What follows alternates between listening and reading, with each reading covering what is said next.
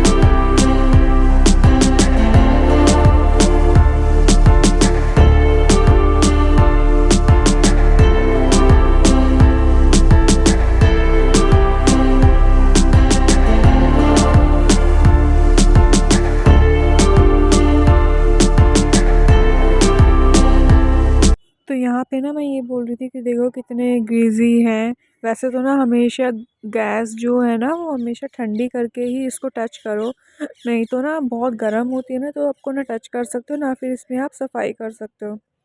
तो हमेशा ना इसको ठंडा हो जाने के बाद ही फिर इसको टच करो। और फिर मैं यही दिखा रही थी कि देखो कितना ग्रीज़ी हो रहा है। इसकी जो प्लेट होती है, आई डोंट नो ये प्लेट क्यों यूज़ होती है, ये बट ये इसके साथ ही आई थी ये। तो ये भी देखो कितना ग्रीज़ी हो जाता है पूरा, इसको ऐसे साफ़ करो। बट यही है कि मैं बर्नर खोल के नहीं करती हूँ, क्योंकि मुझे ना तो करना आता है, ना मुझे थोड़ा डर लगता है कि भई ये इसमें से गैस लीक ना हो जाए, इसलिए मैं नहीं खोलती हूँ। तो मैं साइड साइड से ही इसको क्लीन कर देती हूँ।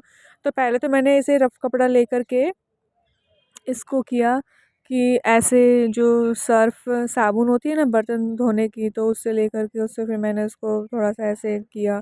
उसके बाद फिर ये कपड़े से तो इसका नहीं हुआ, तो फिर मुझे ना वो जो लोहे वाला स्टील वाला आता है ना जाली, उससे करना पड़ा। फिर उसके बाद फिर मैंने साफ़ कपड़े से इसको पोंछा, जो झाग-झाग से हो जाते हैं। तो बहुत ज़्यादा गंदी हो गई थी। मतलब मैंने इतना काम कर लिया था ना इन 1 घंटे या फिर आधा पौना घंटे के अंदर या 1 घंटे के अंदर, कि मुझे ठंड लगने लग गई थी।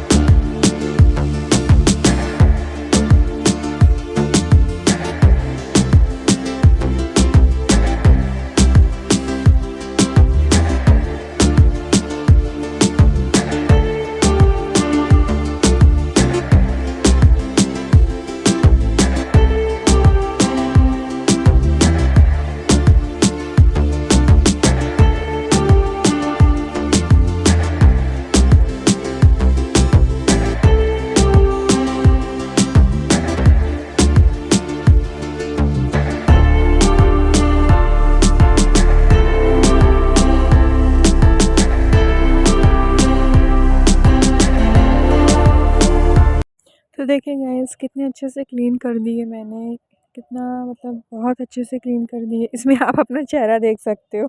Just joking.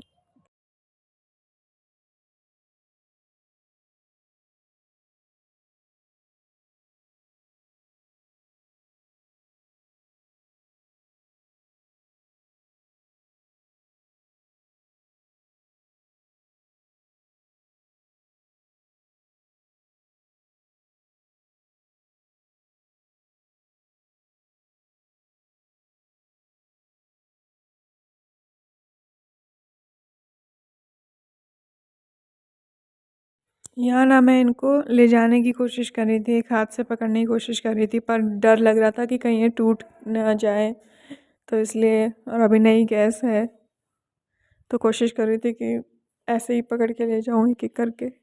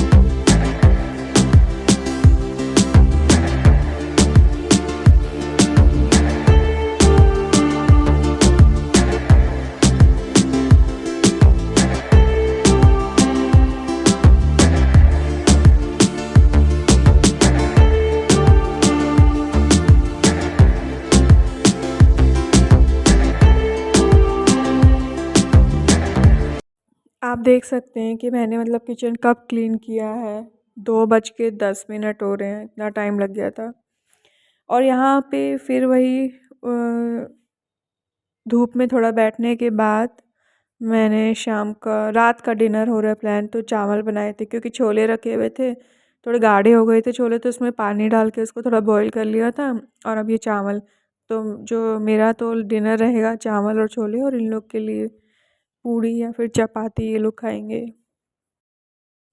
और आप देखिए 14 तारीख को जयपुर में कितना अच्छा मौसम था, धूप खिली हुई थी। ये तो वैसे मैंने शाम का दिखाया है आपको, जब मैंने चावल बना चुकी थी ना, तो चावल बना के मैं ऊपर आई हुई थी। तो जो शाम को जब सूर्यास्त होता है ना, तो उसकी लालिमा सी आ जाती है ना, जैसे उगते सूरज की आती है वैसे जाते सूरज की भी आती है, तो ये ऐसे ऑरेंज ऑरेंज सा हो रहा है। फिर भी देखो कितनी पतंगे उड़ रही थी और गाने-वाने बज रहे थे। अब वो तो मैं आपको सुना नहीं सकती ना, क्योंकि फिर वही क्लेम आ जाता है।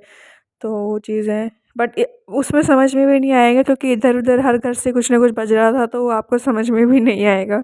तो म्यूट करके ही मैं दिखा सकती हूँ। तो कितना सुंदर व्यू लग रहा है, कितना सुंदर। उसके बाद में ना मतलब पूरे दिन आप पतंग छुड़ाते हैं, उसके बाद में विश लैंप होता है ना, उसको फिर जलाते हैं। तो रात के टाइम विश लैंप भी जलाया जा रहा है, तो मैं आपको आगे दिखाऊँगी।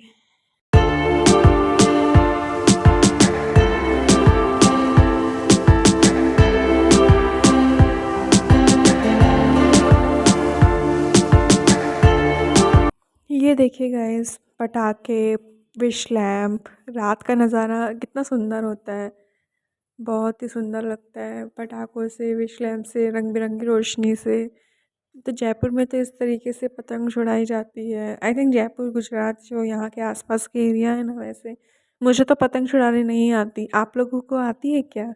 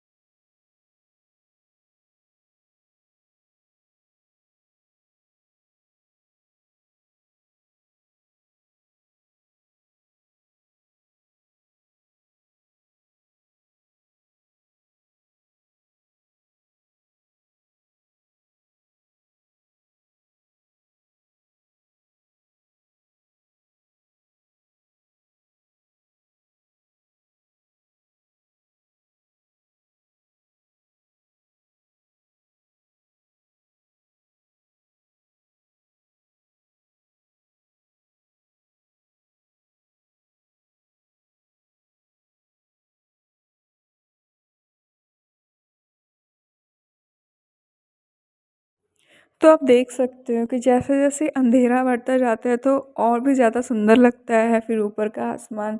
और ये देखो, ये विश लैंप। तो ऐसे करके ना बहुत एक-एक विश लैंप जो है वो जाती रहती है हवा में। वो जिस डायरेक्शन में हवा होती है ना, वैसे ही वो जाती रहती है, तो वो और ऊँची-ऊँची जाती है। तो ऐसे ही होता है रात में। ऐसा मन करता है कि ठंड तो बहुत होती है, पूरे आप कवर होके छत पे आप देखने जाओ, बट वही है कि अच्छी रोशनी आ रही होती है। ओके गाइस, तो ये था हमारा मकर संक्रांति वाला व्लॉग। फुलफ़िल होता है विद दी बहुत सारी रोशनी के साथ। जब ऐसे ही हमारी लाइफ में भी ऐसे रोशनी होती रहे। इसी के साथ हम विदा लेते हैं, मिलते हैं अगले